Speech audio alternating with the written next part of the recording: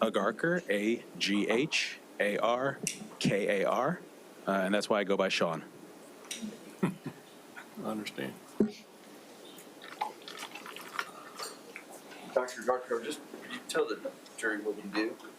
Sure, I'm a psychiatrist. I'm a medical doctor. All right, and tell the jury about your education. You want to go back to high school or college? I think college is probably good enough. I did my undergraduate degree at Case Western Reserve University in Cleveland, Ohio. I finished there in 3 years, and then I started medical school in Syracuse, which is where I'm from. I got my medical degree in 2000, and then I moved to Atlanta, and I trained at Emory. I did a 4-year residency in adult psychiatry. I was chief resident my last year of residency. Then I did an additional 1-year fellowship in forensic psychiatry. So I'm an adult and forensic psychiatrist, and I've been in private practice since then, which has been 2005, so almost 15 years. And I think what you just said included, obviously, your medical license, but any other certificates or licenses that you have? I am board certified. In addition to being licensed to practice medicine, I am board certified in both adult and forensic psychiatry. And then every 10 years, you have to take the test again. Kind of sucks. So I've recertified in both of those a couple years ago, whenever I took them. And what are your current professions in terms of your everyday work? What different things do you do? I treat patients in my office. I treat a wide variety of mental illnesses, from schizophrenia and bipolar disorder to depression, anxiety, substance abuse problems, ADHD. I treat them with both medications as well as talk therapy. So it's called psychotherapy. And so I do both of those things. I'm on faculty at Emory University School of Medicine as well as Morehouse School of Medicine. I've been teaching at Morehouse since 2005, and I teach a variety of courses there over the years. And then the rest of my time is spent in forensic consulting work like this. I have a national practice in that regard. I've testified and consulted in many states across the country. And I'm just going to ask you a few more categories about your experience for purposes of qualification. Can you tell the jury about any professional societies or awards or honors that you have? I'm a member of the American Psychiatric Association, which is our national body. I'm actually a distinguished fellow of the American Psychiatric Association, which means that your local branch had to nominate you. First, you're a fellow, but then they nominate you for distinguished fellow status. You have to fill out an application, get letters of recommendation, kind of show them what you've been doing. And then the national body votes on you and gives you that designation. And so I received that designation about 3-4 years ago or so, I think. And actually, as soon as I got that designation, then the local branch asked me to be on the committee to nominate people for distinguished fellows. So now I review the applications for people who want to be distinguished fellows of the APA. I'm a member of the American Academy of Psychiatry and the Law, the International Academy of Mental Health and the Law, the American Neuropsychiatric Association. So there may be more I'm forgetting, but those come to my mind immediately. And how about publications? Have you published professional writings and research? I have, yes.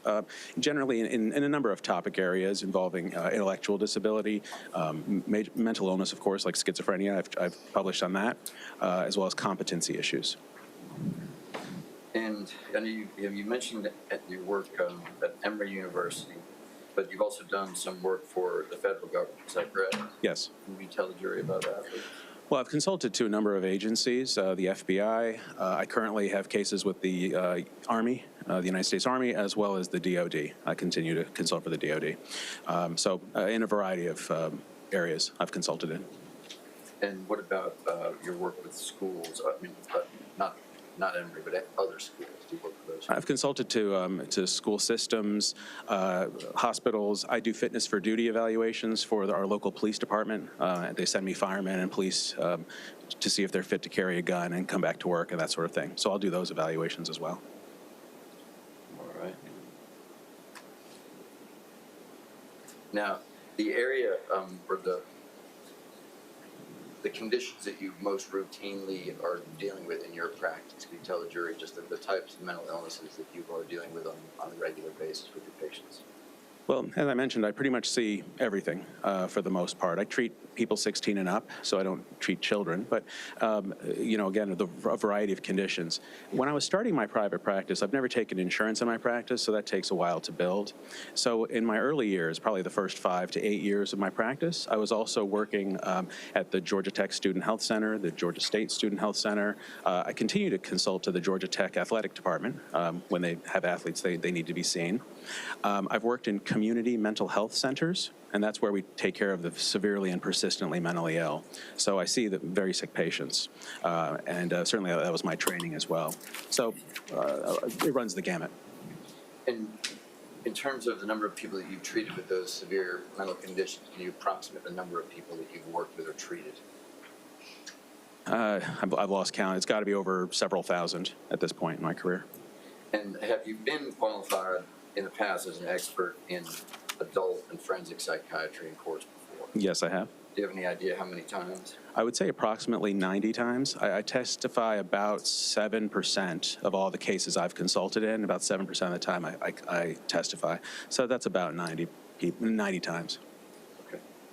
Your Honor, the defense would offer Dr. Garkar as an expert in the field of adult and forensic psychiatry. The state has no objection, Your Honor. All right, ladies and gentlemen, the jury, Dr. Garkar Agarkar, yeah. has been offered as an expert in the field of adult and forensic psychiatry. He can offer opinions in that field. Thank you, sir. Yes, sir. When did you first start working on Tim's case? I don't recall exactly, but I saw him in 2017, so my recollection would be then probably late 2016. Okay. And you've been working on it since then in some capacity, right? Correct.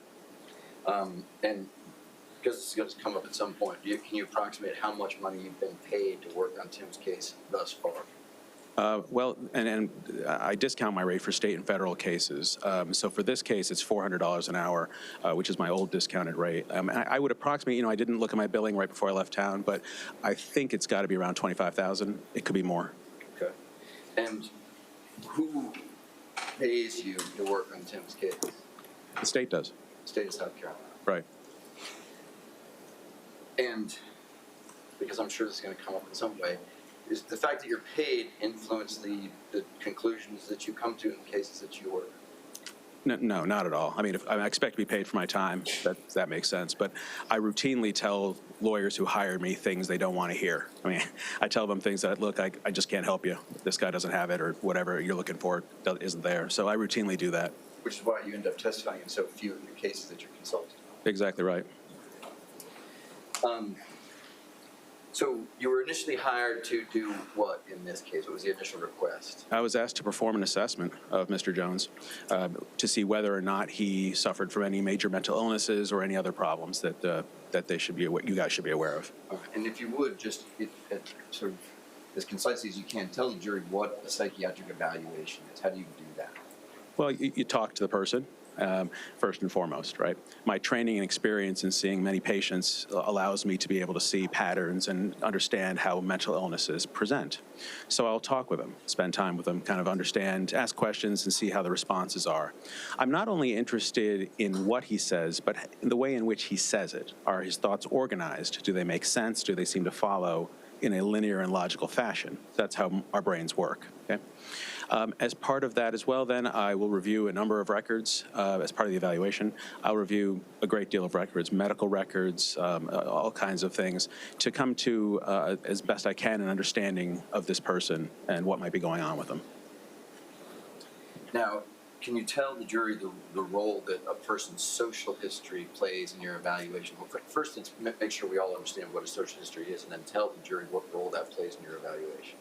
So social history really means as much information as we can get about a person's upbringing, the people around them, what they were experiencing, what was going on in the environment, right? We don't exist in a vacuum. We don't just walk around without having any, concept of where we are and where we've come from, right? So social history tries to get that information, tries so we can have a rounder, more 360 kind of view of a person and understand how they've come to be where they are now. And that's why it's very important in psychiatric evaluations to have a social history. And could the social history that you take into consideration when conducting an evaluation like this, could it include records on a person that the person you're evaluating never even knew but was biologically related? Absolutely, yes. Then we call that a family history, because just like diabetes and high blood pressure, mental illness runs in families. Okay, so we know that depression, bipolar disorder, schizophrenia are highly hereditary. Okay, that they pass through to the genes. I can go into that in more detail if you want me to now, or you can ask me that later. We'll do it in just a second. Sure. Your Honor, may I approach? Right. I'm just going to ask, show you, Dr. Darkar, what's been marked as Defense Exhibit 132 in the past. Recognize it? Yes, this is a list of all the materials I was provided and reviewed at some point. And it's a list that totals 262 items. You agree with that? Yes, And this is the actual list that's been reviewed with you. correct. Yeah, I'm going to read off the 132. I'd offer what's been marked right here, the defendant's 132. That's defendant's 132. Your Honor, I would object to coming into evidence. I have no objection to it being a court's exhibit or being used for identification purposes to refresh the memory of the witness. And what is it again? It's the list of the items that Dr. Darkar considered in his evaluation, records of their extent related to another family member. I don't think it needs to come into evidence. So he can use it to refresh his memory to make certain of that, but it can be used if you need to mark it as a court's exhibit, that's fine also. So can we just make defendant's ID 132 its court's exhibit? We may. Sure. Your Honor, that would be defense 132 for ID is now court's 202. Court's 202. Fair enough. I'm sorry.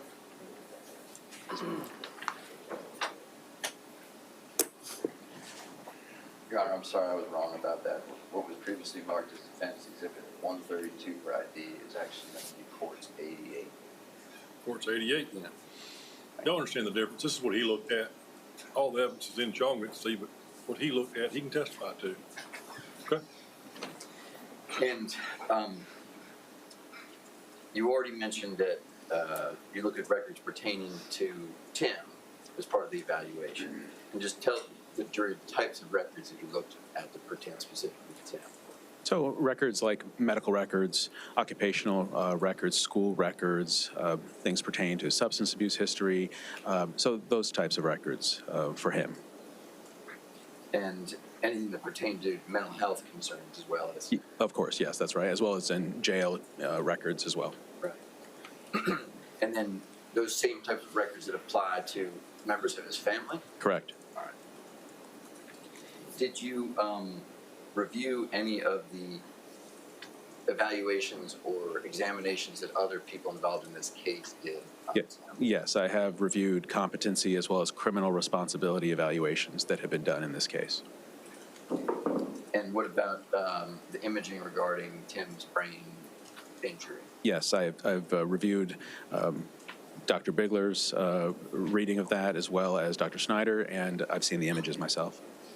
And in your in-person work with Tim, do you have any idea of the total amount of time that you spent with Tim approximately?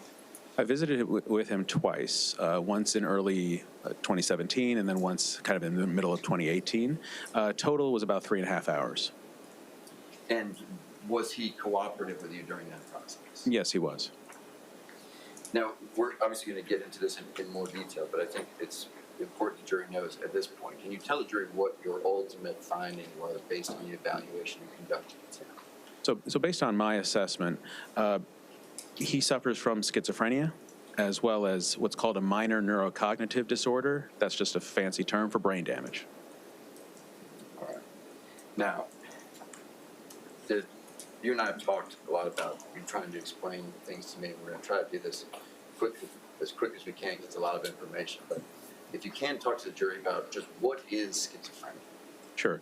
So schizophrenia is a major mental illness. It's what we call a thought disorder. You can have mood disorders like depression, anxiety disorders like panic attacks and things like that.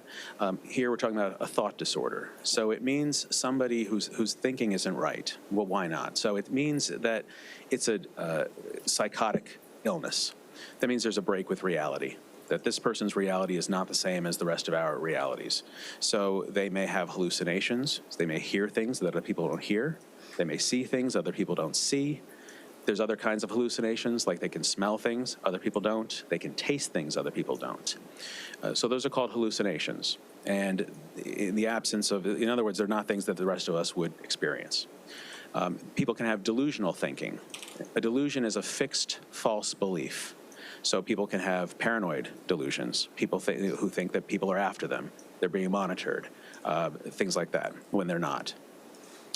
They can have grandiose delusions, where they believe they have superpowers that other people don't have, or that they are a very important figure in some way. So people have delusions in that way as well.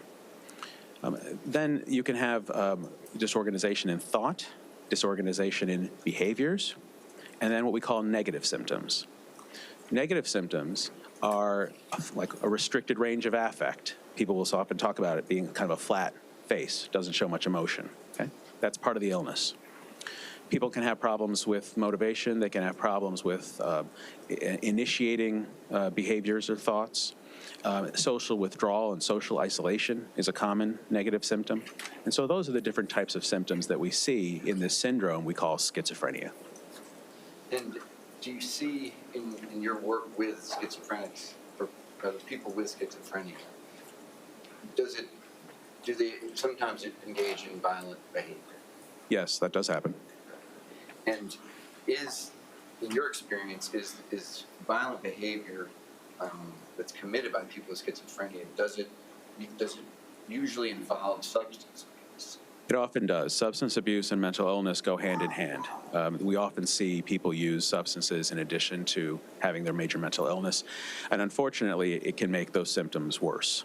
They may think it's helping them in some way, but it oftentimes just makes the situation worse. If you would explain to the jury about the spectrum of schizophrenia and the varying degrees of severity.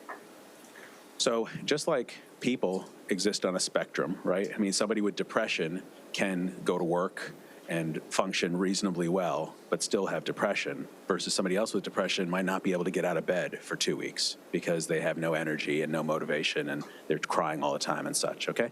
So there's a spectrum of any illness. There's a spectrum in schizophrenia. Some of you may be familiar with, the homeless guy pushing the shopping cart down the street with 5 coats on in the middle of summer, okay? If you've seen that kind of thing, that person is schizophrenic oftentimes. Very low functioning. You can have higher functioning schizophrenics, such as a Nobel Prize winner in economics, John Nash. So there can be a wide variety. It's not a one-size-fits-all type of category. And can you describe to the jury what, in considering mental illness, the idea of strengths versus deficits? What is that? Well, just as in mental illness, but we all have strengths and deficits, right? We can do some things well, we can do some things not so good, okay? And so everybody has that to some degree. But so the same is true with mental illness and schizophrenics. But it's very important to understand that the way we make our diagnoses and the way we consider somebody to have impairment, we look at what they can't do. I mean, we look at their deficits, okay? So the deficits are what define the disease. It's not the strengths. Okay, so somebody can have great strengths. So, for example, if you've seen the movie Rain Man, okay, that I actually met him in person, not the actor, the real person it was based on. He could tell you the weather in Kansas City, Missouri, on June 18th, 1975, off the top of his head, but he can't tie his shoes. Okay, so that's somebody who has great strengths, but very significant deficits, and he relied upon his father for everything. He was not able to live in an independent way, okay? So that's an example of how you can have strengths coexisting with deficits, but we look at the deficits, we look at what the person can't do, and that's how we determine whether somebody has an illness or not, okay? And does that differentiate the difference between intelligence and cognitive issues, or intellectual issues and cognitive issues? Yes, I mean, so intelligence is measured by IQ testing. That doesn't capture, though, fully who you are and what you're able to do. You can have people with very high IQs make very, very bad decisions and have many kinds of behavioral problems, okay? Because there's other parts of the brain that code for memory, for judgment, for weighing and deliberating and planning. So just because somebody's IQ is high doesn't mean everything else in their brain is good, okay? You kind of have to look at everything together. If you would just tell the jury the three categories of symptoms of schizophrenia, and then we'll go through each briefly. So the way we think about the symptoms of schizophrenia are positive symptoms, negative symptoms, and cognitive symptoms. And let's just start with the positive symptoms. It seems like a bit of a misnomer to me, is that right? Yeah, they're really not positive at all. It's unfortunately, that's what it's called, though, positive symptoms. What it means is what I talked to you earlier about, hallucinations, delusions. Those are what we call positive symptoms of schizophrenia. And hallucinations are auditory, visual, olfactory, what? Correct, it can be any of those. All right, and negative symptoms. So the negative symptoms are, again, what I discussed about social isolation, having a restricted range of affect, difficulties initiating behavior, those sorts of things. And are those positive, negative symptoms, are they the same in every schizophrenic patient? They're not. There's variability among schizophrenics. Some can have a few of these symptoms, and some can have many.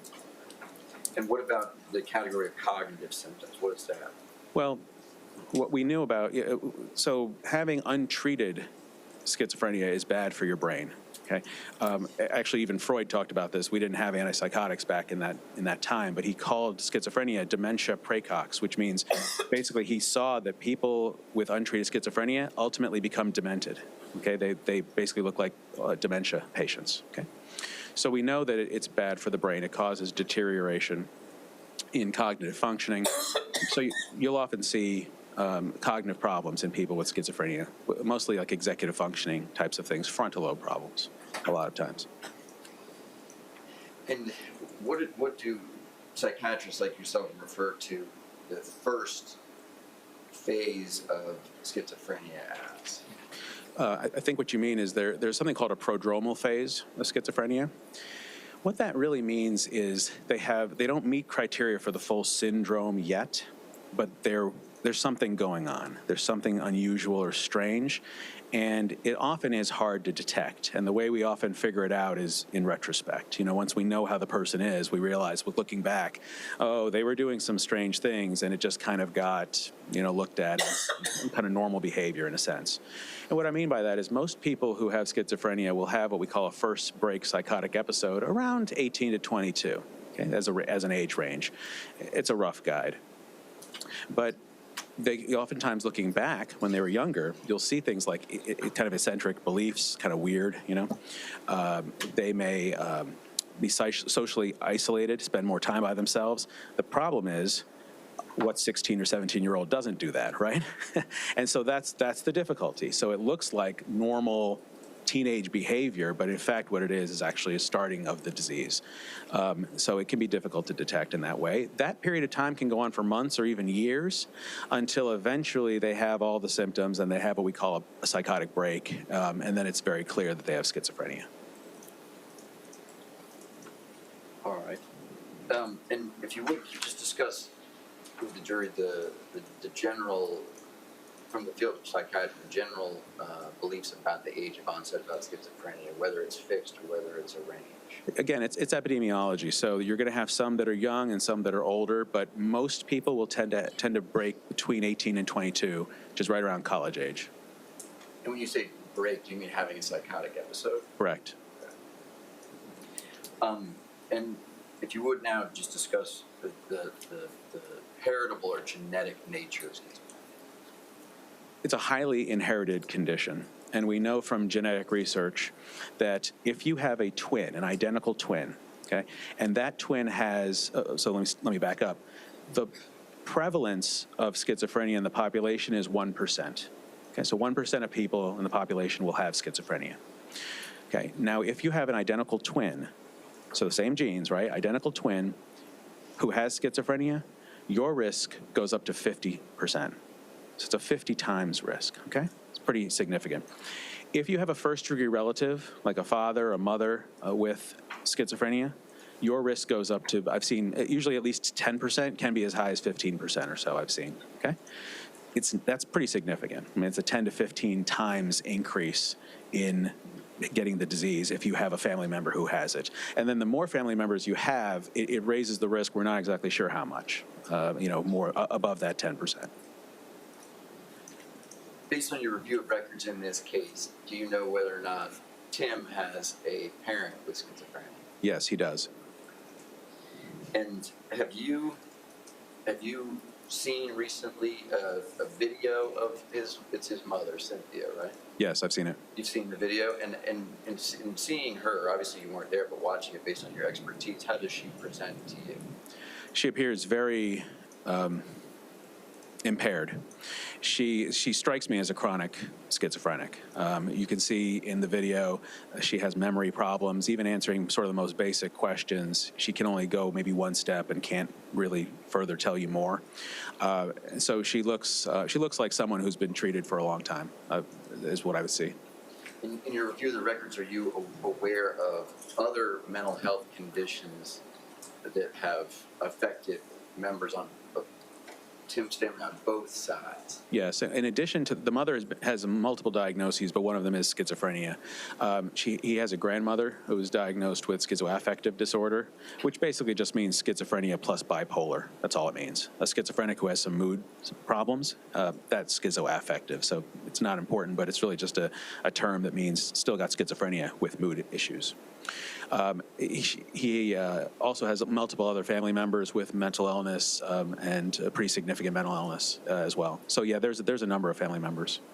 And to you, was that an important factor in coming to your determination in this case? Would that play a big role in it, knowing his family history of mental illness? Certainly. I mean, it doesn't make the diagnosis, obviously, but it sets the stage for it. It tells me that there's significant genetic loading for this illness. Now, in addition to the genetic component of schizophrenia, explain to the jury the environmental factors that can contribute to its growth, I guess. Yeah, well, because we think that there's usually what we call a two-hit hypothesis of schizophrenia, which means you have the genetics for it, and then there's something in the environment as well that goes wrong, and that tips you into schizophrenia, so to speak. He's had a host of issues starting in childhood with abuse and neglect by his mother. His mother wouldn't feed him as an infant because she didn't want a fat baby, so she withheld milk from him. She left him in cold water when he would be screaming and crying. Again, he's a baby. She obviously had her own issues. She did some very significant and very serious things, and especially in those early years, our brain is very much forming. It's forming all those neural connections. So that's a state of high stress and that sort of thing. It's incredibly bad for brain development. Okay. He's then raised by his grandmother, my understanding, as a primary caretaker, and she has pretty significant mental illness problems as well. And then, so that sets the stage for then later on development. He starts having symptoms. He reports around the age of 10 or so, hearing voices. And then he starts using substances as well at an early age, around 12 years old or so. And he thinks to try to help calm both the voices, but his moods also. So those are the kinds of things I was able to glean from the history. Okay, thank you.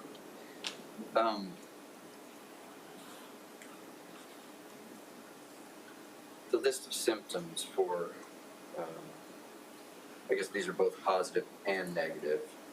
You discussed psychosis, delusions, hallucinations, thought disorganization, isolation, flat affect or restricted range of emotion, and self-medication.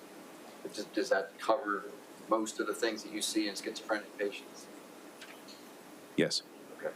And are those things that you identified in Tim as part of your evaluation? Yes, that's right.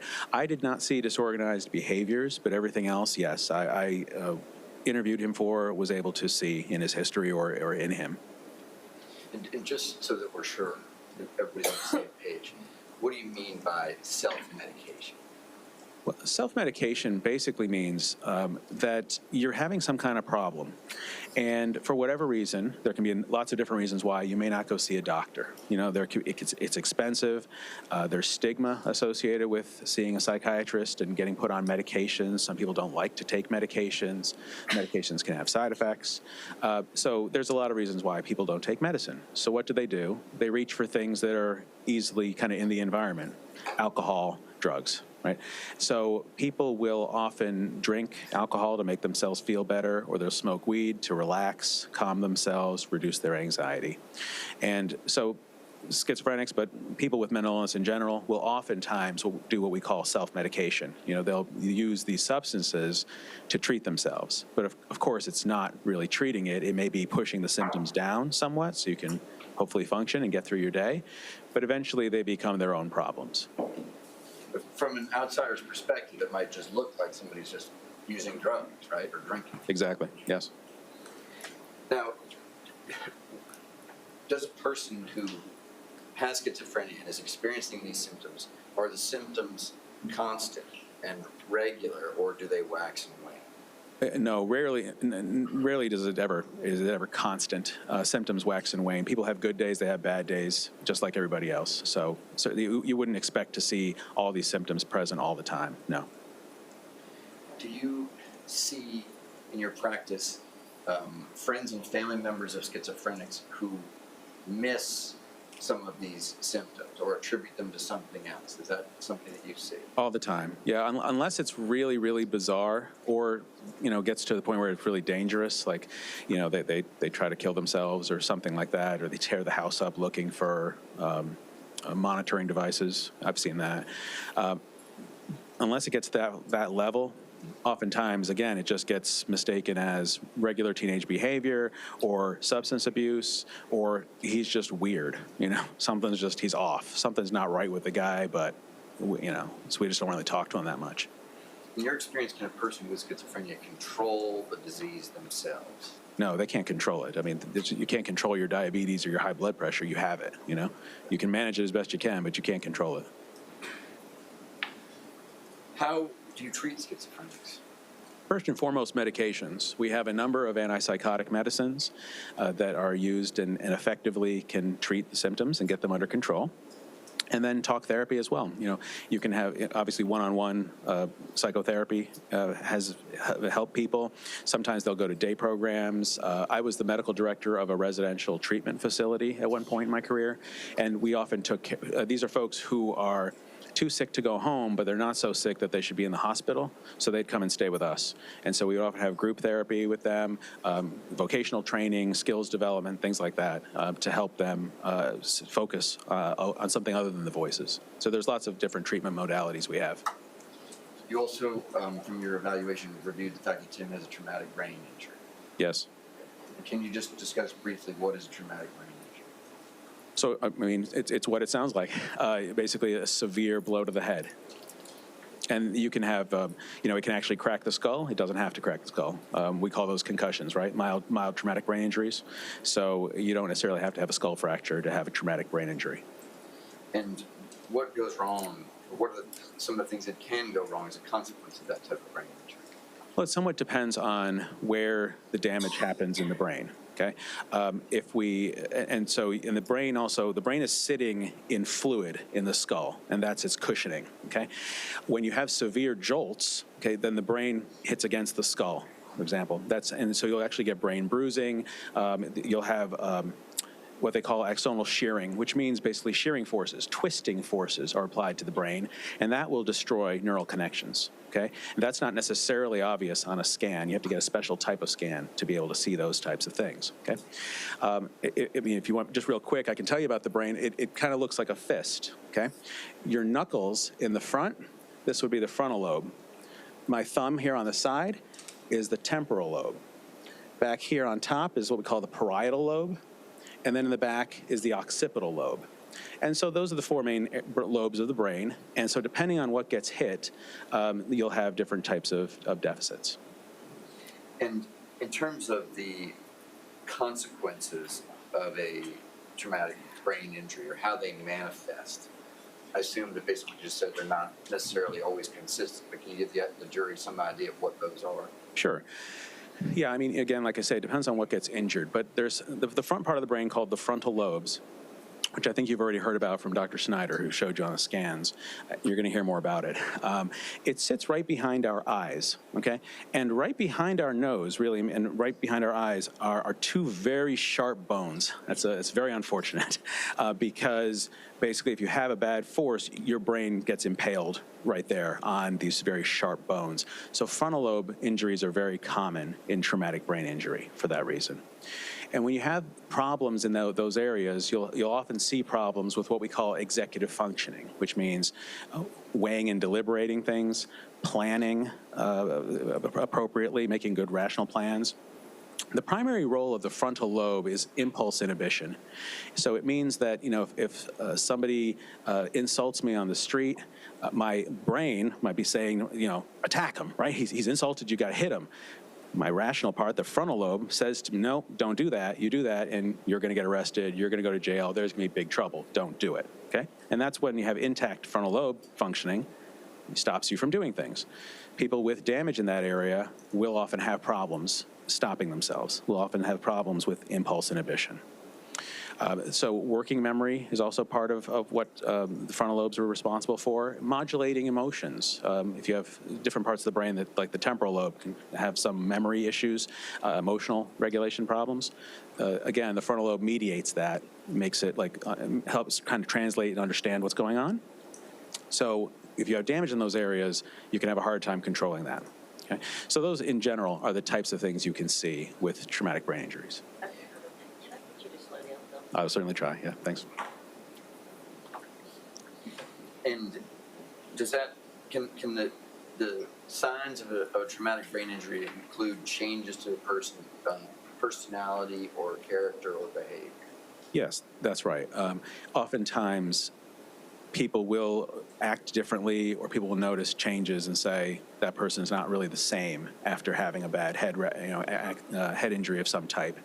We see that in veterans after IED blasts, for example, right? So bomb blasts or things like that. Those are concussive forces. They can have a lot of difficulties just not doing the things that they used to do.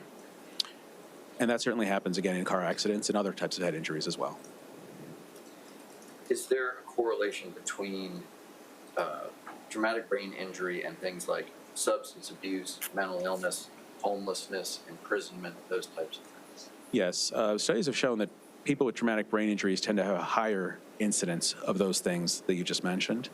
And again, it goes to people can develop mental illnesses more readily, or it's sort of higher association with traumatic brain injuries. And the self-medication piece plays into it that as well. Are there symptoms of traumatic brain injury and symptoms of schizophrenia that overlap one another? There are, yes. Again, as it relates to frontal lobe functions. So we talk about weighing and deliberating, being able to see the future consequences of your behaviors, certainly some impulse inhibition, things like that. Sure, there's overlap, but because it's the same brain we're talking about, it's a matter of how it's being affected. Now, these symptoms, if I know somebody that has a traumatic brain injury, but I don't know it, how are their symptoms or the manifestations of the traumatic brain injury, how are they frequently interpreted by somebody that's unaware of the fact that they have a brain injury? What would it look like to somebody that doesn't know? Again, it depends on the severity of the injury, but oftentimes what people will experience are the guy's a jerk, he's irritable, he's aggressive, he's short with people, maybe his memory isn't so good. But that's typically what people will notice. Maybe his concentration's off. There are things like that that can be noticed. Sometimes you don't notice anything at all. But that doesn't mean there isn't problems. It just means it's not necessarily obvious. Of course. And this seems like sort of a ridiculous question, but I just feel like I need to ask it. If you receive 2 brain injuries, my assumption is that's worse than 1. Yeah. 2 is worse than 1, 3 is worse than 2. What we think is that basically the brain doesn't recover as well after that first injury. So when you hit it again, it's got less reserve, kind of less, it just doesn't bounce back as well. So the more times it gets hit, typically the worse the outcomes will be. Okay. Now, I want to go through some of the things that you discovered in your evaluation and reviewed social history and family history that helped you come to the conclusion that you came to in this case. We've already talked about some of the environmental factors that play in, like childhood neglect and abuse, right? Right. And I think you also touched on family history in terms of Tim's mother and grandmother, and we didn't name other people, but other family members, right? Yes. And I think you mentioned hallucinations. Can you just tell the jury, based on your evaluation, when Tim first experienced that? So what he reported was first hearing a voice at the age of 10, which told him to kill himself, and that this was different than his own thoughts, and it scared him. It really terrified him. That was his first recollection of voices. And what do you know about his drug, alcohol use? When did that start? As I say, it started somewhere around the age of 12 years old. He started smoking marijuana. He started drinking alcohol, I think around the age of 13 to 15. And he was experimenting some with cocaine around the age of 19. What about things like mood swings and depression? Did you find any evidence of that? Yes, and that's what people noticed about him, that he would have mood swings and depression. And he actually had seen, I'd seen some psychiatric evaluations of him in which he was complaining of depression as well. And remember, he had a major head injury at the age of 15, a very serious car accident, and all this was after that. And the car accident is what caused the traumatic brain injury, is that right? Yeah, I think there have been other head injuries as well. I think there were other car accidents, but that one is significant because he has a portion of his skull that's caved in. And what about past diagnoses? Did you recall, or did you review any of those? I did, yes. And again, they were mostly in the depressive types of disorders. And did you review his the evaluation records from when he was discharged from the Navy? Yes. And what do you recall what influence that had on your opinion? Well, there again, I think he was complaining. There was a substance use issue, but also the issues of depression with the Navy as well. Now, there were periods of sobriety in Tim's life, isn't that right? Yes. Okay. And do you remember the events that led to him returning to drugs and alcohol? Well, as I recall, primarily it was after his divorce. That seemed to really hurt him pretty badly and send him. He started drinking and smoking marijuana quite a bit after that. And what about neuropsychological testing that was performed? How did that inform your opinion? So neuropsychological testing, if you haven't heard about it yet, is brain behavior testing, and it's pencil paper testing. And so he's given tasks to do, and then they're timed, and you sort of see how he does compared to the general population. And so I reviewed testing in that regard, and there were findings. Number one, he had an IQ, I think, score of 89, which is much lower than you'd expect, given how intelligent he seemed to be in the past. Additionally, there were at least some signs of frontal lobe dysfunction on those tests as well, and some problems with memory, as I remember. Okay.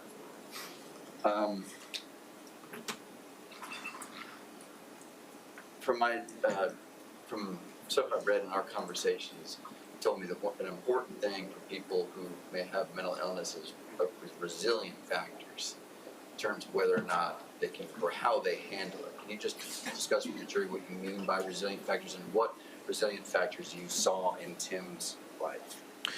Well, what I mean by that is that, so why are some people higher functioning and some people lower functioning, right? So what is it about individuals that cause this variation? And so for some, it's because of, if you're highly intelligent, that can help. You can mask a lot of symptoms. If you have a high education, those things help as well. And that's what I saw here from Mr. Jones. And I think partially why maybe people didn't know about his symptoms, because he was able to hide them. He didn't talk to people about it because he was terrified he would end up like his mother, who was institutionalized for most of her life and was obviously very, very ill.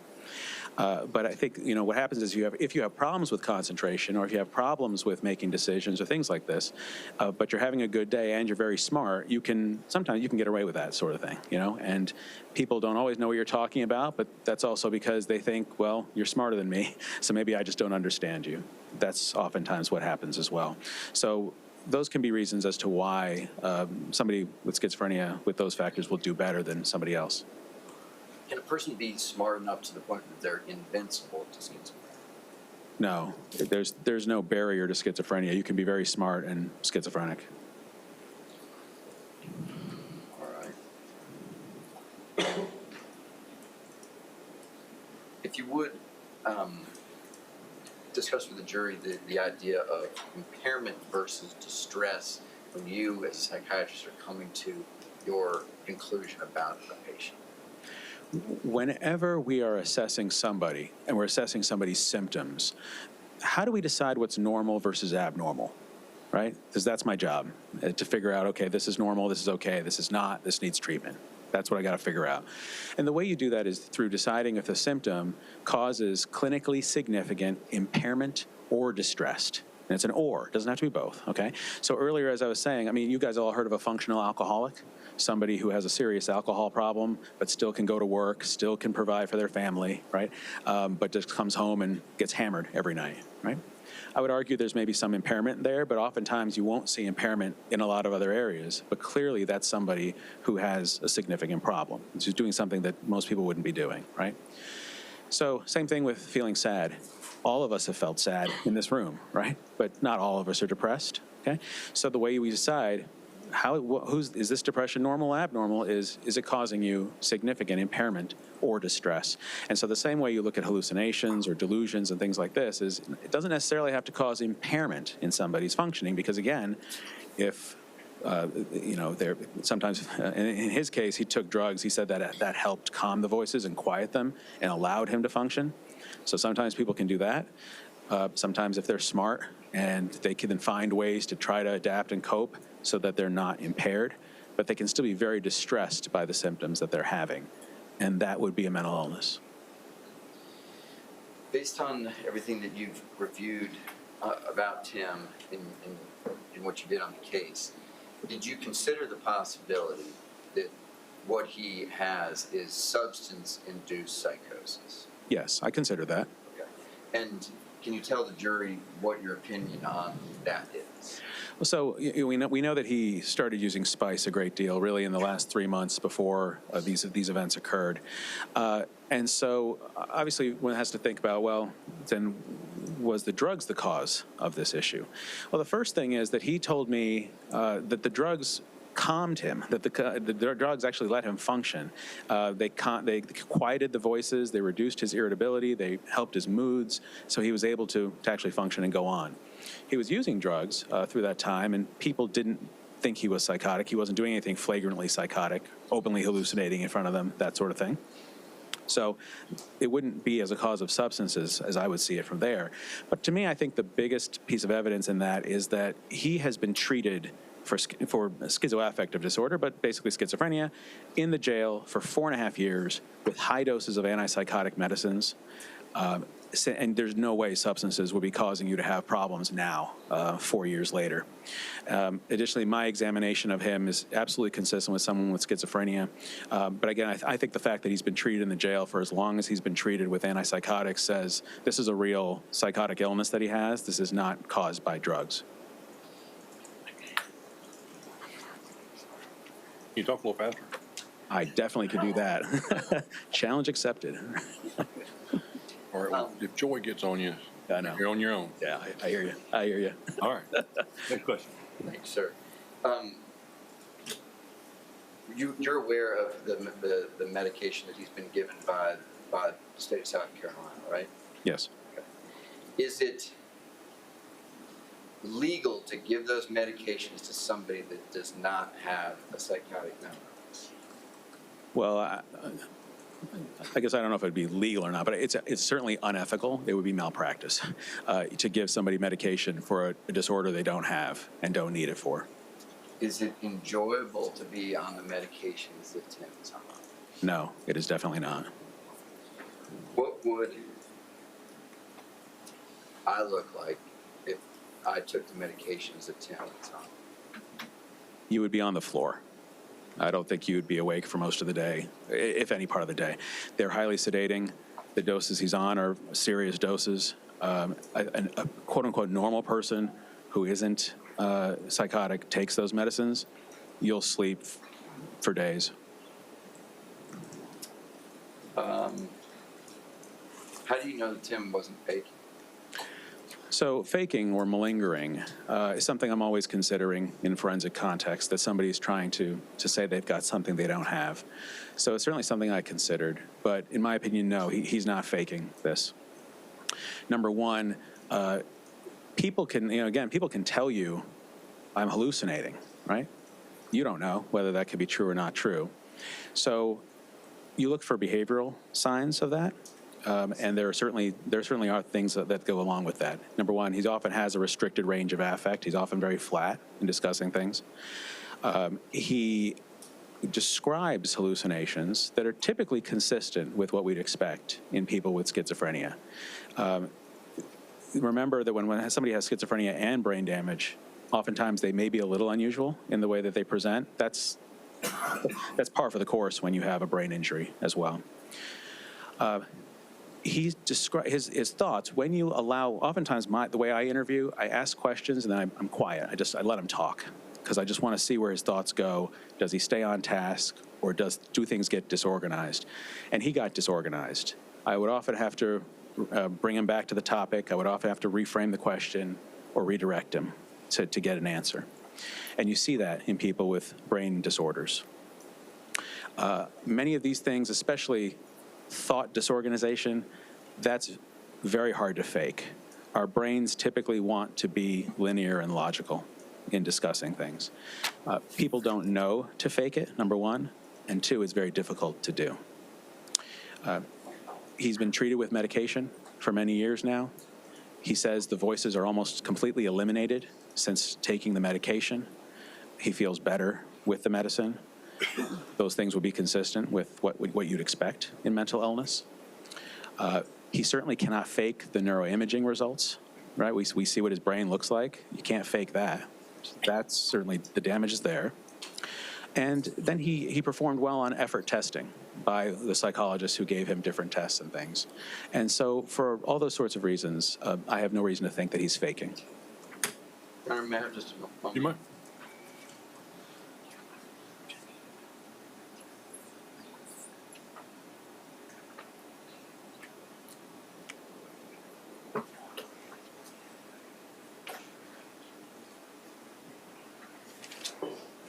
Buzz all the time.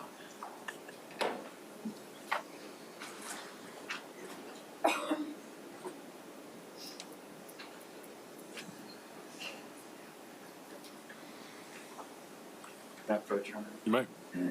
Dr. Garker, I just want to ask if you recognize what's been marked by that.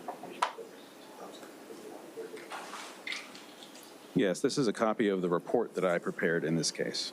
That copy of the actual report. Yes. John, the defense would offer, defense exhibit 131, Dr. Garker's report, this time of the state, I believe it is. Yes, for Your Honor, we object to proper holstering and can certainly refer to this report during this testimony.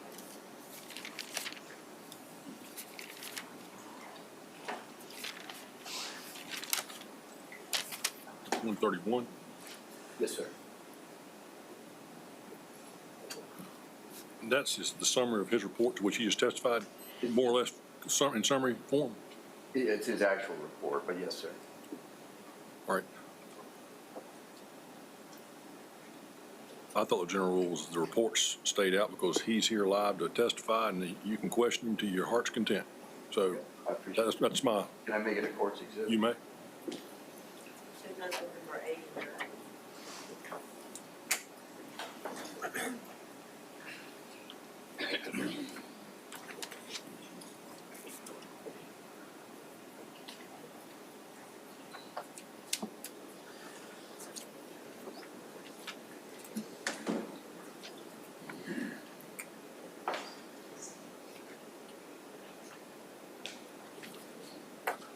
Your Honor, defense 131 has now been marked. Court's 89. Right. Thank you. You're welcome. Dr. Rucker, one thing I forgot to ask you about earlier in terms of how schizophrenia manifests, which I think you said sometimes are consistent with how traumatic brain injuries manifest. Can you discuss with the jury the idea of pressured speech or what that means? Yeah, kind of what I've been doing. No, I talk fast, but I can slow it down when I need to slow it down, right? When given feedback, I can adjust. When somebody has pressured speech, it's a psychiatric symptom. You often see it in people who maybe have mania. So they talk a mile a minute. They're rushing to get everything out in a very quick way. I would totally do it right now, but I think she'll kill me, so I'm not going to do it.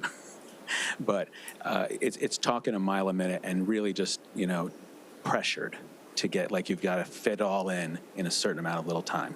Okay? That's what pressured speech is, and it is a sign of both brain injury as well as mental illness. I have one just. Sure.